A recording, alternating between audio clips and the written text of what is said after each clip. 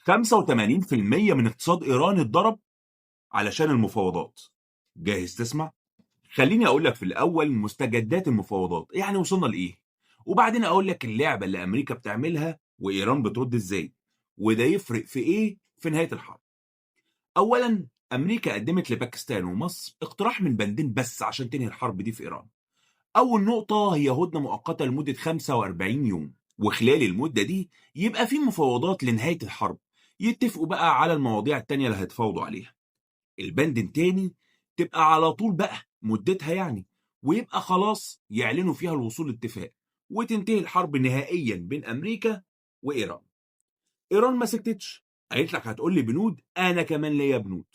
أول حاجة مفيش حاجة اسمها هدنة مؤقتة، يا توقف الحرب يا تكمل. تاني حاجة قالت إيران إنه لازم ترفعوا العقوبات الاقتصادية عني تماما، وطلبت كمان بحاجة اسمها إعادة الإعمار، ويبقى في تعويض للدمار اللي حصل لها، وإن الاتفاق بينها وبين أمريكا يبقى اتفاق شامل بينها وبين المنطقة كلها على بعضها، يعني الخليج كمان.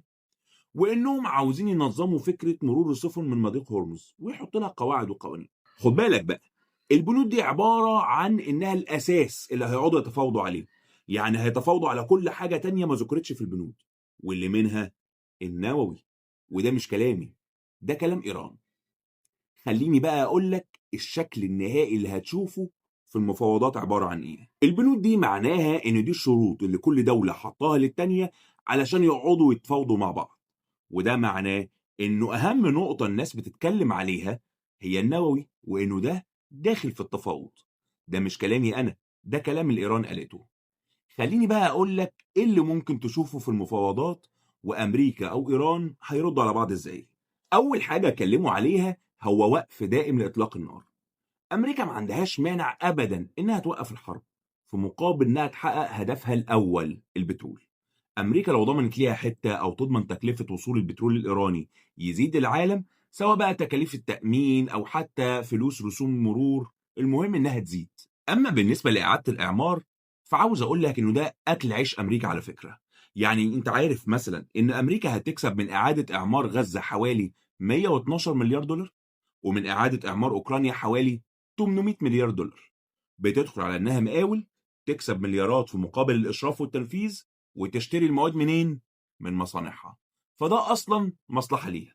هتقولي ما هي أمريكا هتدفع الفلوس دي؟ أقول لك غلطان. أمريكا بتتحفظ على 2 مليار دولار من أصول إيرانية في قلب أمريكا، وإجمالي فلوس إيران المتحفظ عليها في العالم حوالي 100 مليار دولار. أما بقى بالنسبة لمضيق هرمز، أمريكا نفسها الوضع يتغير. ليه؟ علشان تكلفة البترول الإيراني تزيد على العالم، ومنها على الصين طبعا بما إنها أكبر مستورد. طب طالما هما متفقين على كل حاجة وأمريكا عاملة حسابها، أمال هيختلفوا على إيه؟ أقول لك يا سيدي على اليورانيوم. المفروض إن أمريكا شايفة إنه يتسحب من إيران لروسيا، أو يتقلل نسب تخصيبه بإشراف كامل من وكالة الطاقة الذرية. إيران بقى علشان تتقل فرصها في المفاوضات استخدمت الحروب السيبرانية. بعتت رسائل للإسرائيليين بتقول لهم فيه إنه عدم الأمان اللي انتوا فيه ده بسبب حكومتكم العوجة. ودي كارثة طبعا لنتنياهو، لأنه عاوز الحكومة بتاعته تستمر، وبالتالي هيتأثر في الانتخابات. والحل الوحيد من وجهة نظر نتنياهو لاستمرار حكومته هو استمرار الحروب. الحاجة التانية اللي إيران عملتها وكانت خطيرة جدا، إنها بعتت الرسائل دي للإسرائيليين بأسمائهم، وده اللي أكد عليه مراسل قناة الغد في فلسطين المحتلة بعد ما جات له رسالة باسمه. خطورة بقى الكلام ده في إيه؟ إنها عاوزة توصل للإسرائيليين إنها عارفاهم بالاسم وفي أماكنهم، وإنها تقدر تطولهم في أي وقت. أمريكا وإسرائيل بقى عملوا كارثة امبارح. ضربوا يا سيدي مجمع بتروكيماويات في منطقة اسمها عسلوية.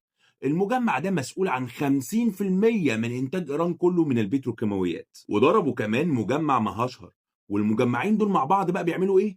بيمثلوا 85% من صادرات إيران.